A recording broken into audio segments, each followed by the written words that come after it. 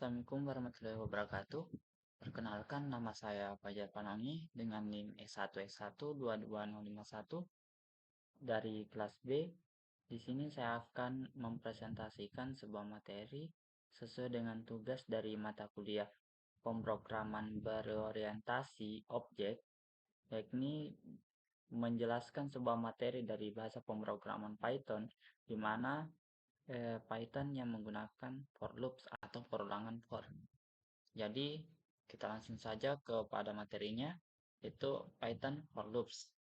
Jadi perulangan for digunakan untuk mengulangi suatu urutan baik berupa daftar, tuple, sebuah kamus, himpunan atau string.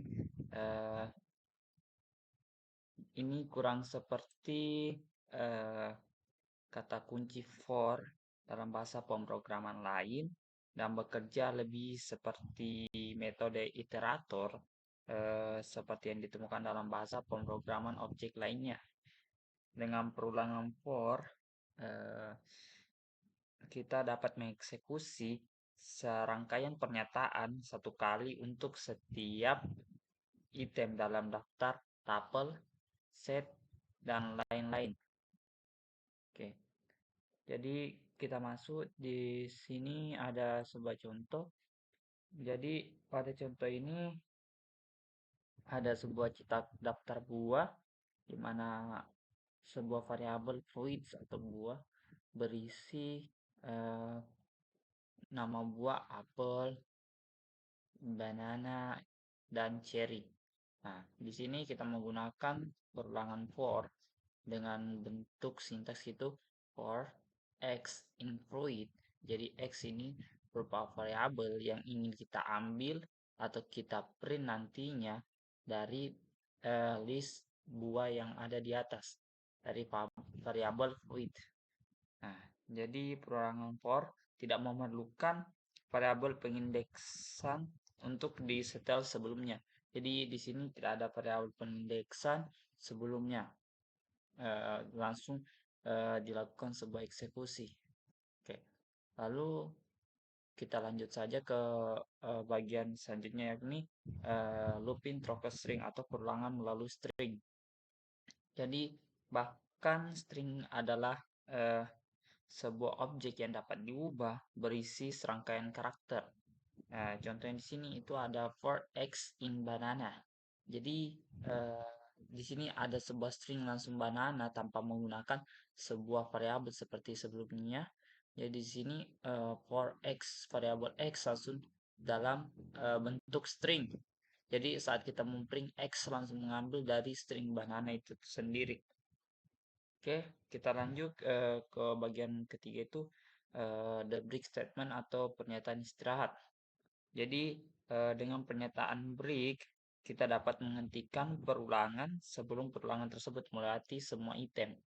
Jadi break statement ini berfungsi untuk menghentikan perulangan sebelum semua item yang ada dalam program itu terlewati. Misalnya di sini ada sebuah list buah apple, banana, cherry, lalu kita melakukan penggunaan for lagi seperti sebelumnya, for x in fruit, lalu kita mengeksekusi print x. Nah, setelah kita mengeksekusi print x, kita melakukan sebuah pemberian syarat atau sebuah kondisi. Nah, di mana jika x itu sama dengan banana, maka break. Jadi sebelum terjadi perulangan, sebelum terjadi eksekusi x sebanyak 3 kali sesuai dengan jumlah dari list pada fruit, apple, banana, cherry, otomatis di sini loopsnya atau perulangannya itu akan terhenti saat x itu bernilai banana. Jadi otomatis semua item yang terkandung dalam fruit ini akan dihentikan atau tidak dieksekusi. Nah, lalu ada sini contoh lainnya juga itu fruits, apple, banana sama seperti sebelumnya. Kan tetapi di sini kondisinya di awal, yakni if x sama dengan banana, maka break baru print x. Jadi otomatis saat nilainya X itu perulangannya terhenti, langsung dieksekusi tanpa melakukan perulangan lagi untuk mengecek atau mengambil item lain. Oke, kita lanjut yang selanjutnya itu yang keempat, the continue statement. Jadi pernyataan lanjutan itu dengan pernyataan continue kita dapat menghentikan iterasi perulangan saat ini dan melanjutkan dengan perulangan berikutnya. Jadi continue statement itu melakukan sebuah perulangan, tapi kita dapat menghentikan perulangan yang sedang berjalan, lalu kita dapat melanjutkan ke perulangan selanjutnya. Nah, satu sebelumnya itu ada daftar buah, apple, banana, cherry, lalu kita melakukan sebuah perulangan for. Di sini for x in fruit, lalu kita memberikan kondisi jika x itu bernilai banana, maka continue. Lalu eksekusi x. Jadi di sini berbeda dengan break statement yang di atas. Jadi saat nilai x-nya itu bernilai banana, maka perulangannya itu tidak dihentikan, akan tetapi dilanjutkan. Jadi akan terprint semua item yang berada dalam list fruit, tidak seperti break statement yang akan berhenti saat x-nya itu sudah sesuai dengan nilai kondisi. Nah, jadi continue statement itu akan terus berlanjut walaupun nilai kondisi sudah terpenuhi.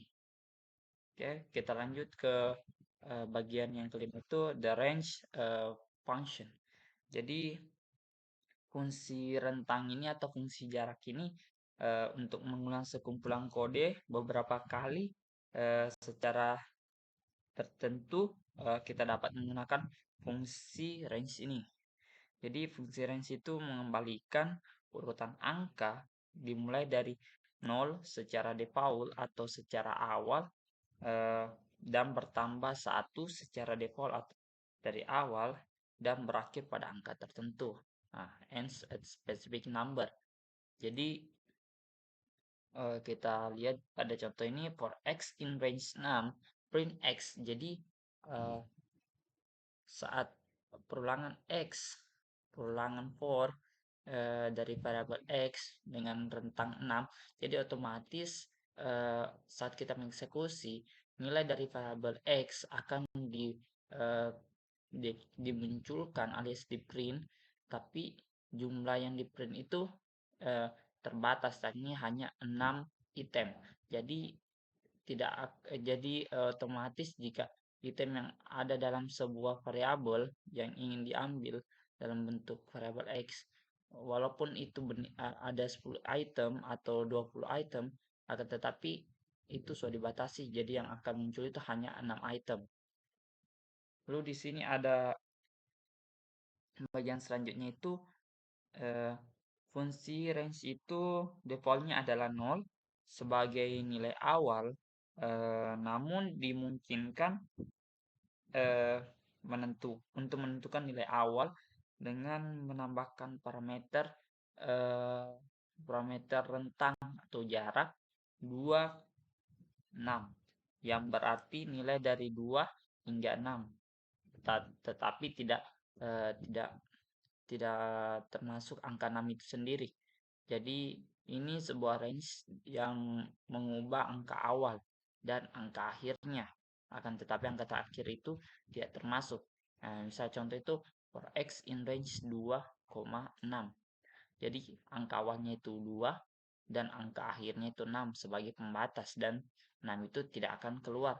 Jadi misalnya ada 10 item 1 sampai 10, maka otomatis yang terprint itu adalah hanya angka 2, 3, 4, 5. Angka 6 menjadi pembatas, otomatis angka 7, 8, 9, dan 10 tidak akan terprint. Itu untuk penggunaan range 2,6 atau pengubahan angka awal parameternya. Lalu kita lanjut lagi, ada contoh selanjutnya itu fungsi range itu defaultnya adalah menaikkan urutan sebesar 1. Namun dimungkinkan untuk menentukan nilainya, nilai kenaikannya dan menambahkan parameter ketiga. Nah, contohnya itu range 2, 30 dan 3. Nah, lalu ada contohnya di sini for X in range 2, 30 dan 3. Jadi urutan defaultnya itu angkanya itu 2, 30 dan 3. Jadi otomatis nilai yang dimunculkan itu memiliki 3 arah batasan. Beda dari yang tadi. Tadi kan kita mengambil dari angka 2 sampai angka 6 sebagai pembatas. Kan tetapi kalau yang ketiga ini dia ada 3 pembatas 2, 30 dan 3. Jadi akan tetapi ini 3 arah bukan 2 arah. Nah, lalu kita lanjut di sini ada materi selanjutnya ini else in for loop. Jadi sebuah else yang ada pada perulangan for. Jadi kata kunci else itu dalam satu perulangan for menentukan blok kode yang akan dieksekusi ketika perulangan selesai. Misalnya itu for x in range 6. Ya di sini sudah diberi rentang 6. Nah, dieksekusi. Lalu ada juga else. Di sini else ini sebagai kondisi selain dari kondisi awal. Jadi jika X itu sudah terpenuhi rentangnya sampai 6, maka otomatis akan terprint finally finish. Jadi else ini akan mengeksekusi sebuah kode yang otomatis berbeda dari syarat-syarat sebelumnya. Entah itu ada satu syarat, dua syarat, atau kita sebut kondisi sebelumnya. Nah, lalu sini ada contoh lain juga, yakni blok X itu tidak akan dieksekusi jika perulangan dihentikan oleh sebuah break. Nah, di sini ada sebuah break. Nah, jadi jika ada kondisi di mana X itu sama dengan 3, lalu kita break, lalu kita print, uh, lalu kita print, maka otomatis uh, kondisi else ini tidak akan terprint akibat pernyataan dari break ini. Jadi saat kondisi sudah terpenuhi, maka otomatis akan di break dan printnya itu akan otomatis dihentikan atau tidak terjadi atau tidak dieksekusi. Itu untuk sebuah else dalam perulangan for jika ada statement break. Oke, kita lanjut. Lalu ada juga loop bersarang atau nested loop. Jadi loop dalam loop, perulangan dalam perulangan. Jadi perulangan bersarang itu adalah perulangan di dalam perulangan. Nah, loop dalam akan dieksekusi satu kali untuk setiap iterasi dari loop luar. Jadi loop luar lalu ada juga loop dalam. Jadi saat pengeksekusian loop dalam sebanyak satu kali yang akan sesuai dengan iterasi dari loop luar. Contohnya di sini ada adj atau age sebagai variabel bernilai red, big, texty. Lalu ada fruits dengan item apple, banana, cherry. Lalu kita menggunakan sebuah perulangan for.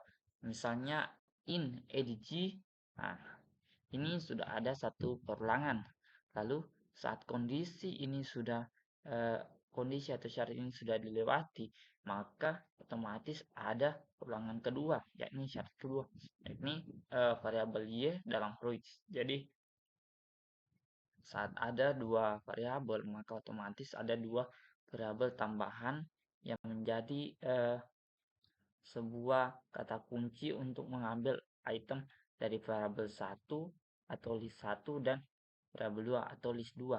Jadi saat kita memprint, otomatis x, y ini akan mengambil masing-masing satu item. Misalnya red dengan apple jadi red apple, lalu big dengan banana, big banana, tasty cherry ataupun sebaliknya, ataupun bisa saja menyilang. Kan otomatis di sini akan bernilai random atau bisa kita sebut karena tidak ada kondisi seperti loop for loop sebelumnya. yang menggunakan kondisi if. Oke, kita lanjut ke eh, materi selanjutnya itu the past statement. Jadi pernyataan lulus atau pernyataan pas itu dalam perulangan loop itu tidak boleh kosong. Nah, tetapi jika karena alasan tertentu kita memiliki sebuah perulangan loop tanpa konten, masukkan sebuah pas atau statement pas. Ya, pernyataan untuk menghindari sebuah masalah atau sebuah error. Jadi pas statement ini berfungsi untuk menghindari sebuah error saat ada eh, sebuah konten yang kosong. Misalnya for x in 0, 2, 0, 1, 2. Nah, otomatis space karena di sini tidak ada pengeksekusian atau sebuah kondisi yang akan terjadi. Nah, tidak ada print, tidak ada break, tidak ada continue. Nah, jadi otomatis bisa terjadi error. Jadi kita menggunakan statement pass untuk melakukan meluluskan apapun masalah dari ulangan for di atas. Jadi for itu memiliki beberapa jenis perulangan, mulai dari sebuah perulangan dalam sebuah sequence, perulangan iterasi, atau dalam string, ada break statement, ada continue statement, range, function, atau rentang jarak, ada else dalam perulangan for, ada juga tulangan dalam perulangan, lalu ada juga statement pass atau pelulusan. Jadi itu saja materi mengenai Python for loops dari saya. Apabila ada salah kata, mohon dimaafkan. Saya ucapkan wabillahi taufiq wal hidayah. Wassalamualaikum warahmatullahi wabarakatuh.